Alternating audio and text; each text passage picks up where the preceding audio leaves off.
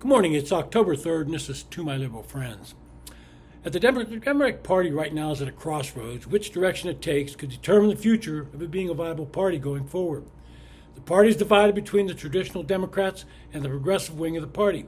And right now it appears that the progressives are winning, and this is not a long-term solution for Democrats. If you notice, the majority of those who identify with the progressive wing of the party come from urban districts that are deep blue. Those elected from these districts don't have to worry about being challenged from the right, so they can move further and further to the left. This is what was driving the Democrats in the current shutdown fight. When Chuck Schumer caved in last March and did the responsible thing by ensuring the government continued to function, those on the left went ballistic.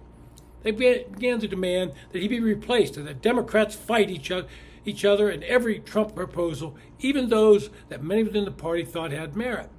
This base of the Democratic Party is now cheering, seeing this shutdown as a sign that their leaders are finally standing up to Trump. But independent and swing voters might view this tactic a lot differently.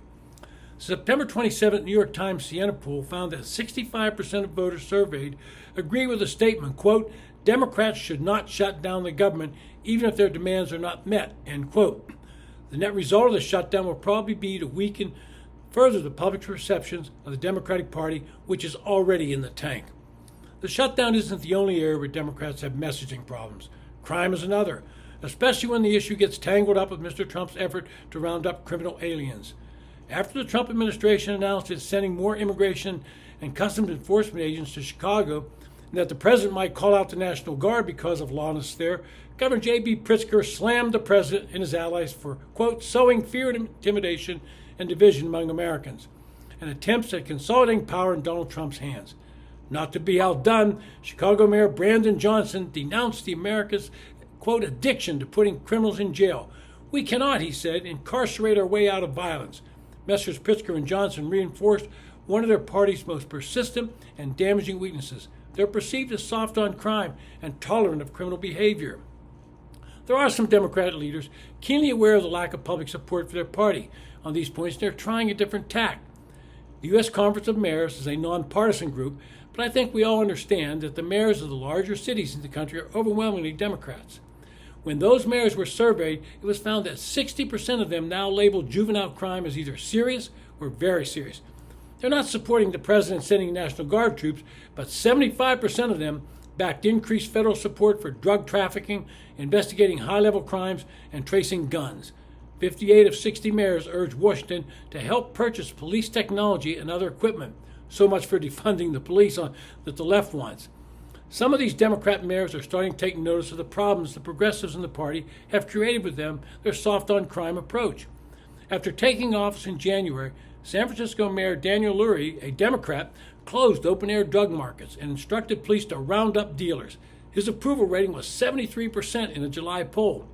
The Democratic governors of California, Maryland, and New Mexico have also recently surged state police and resources to help local police in crime hotspots.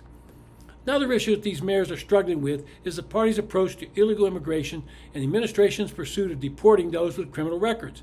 According to the Pew Research Center, 97% of Americans support deporting any immigrant who's committed a violent crime.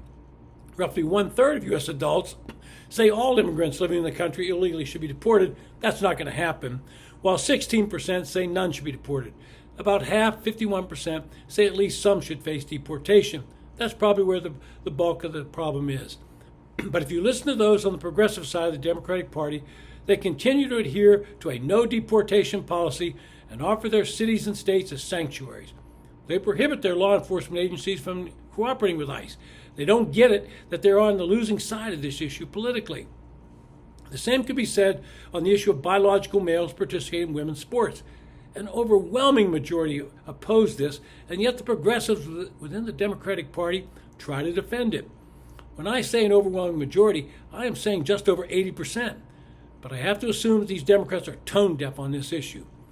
And that brings us back to today and where we are at day 3 of the shutdown.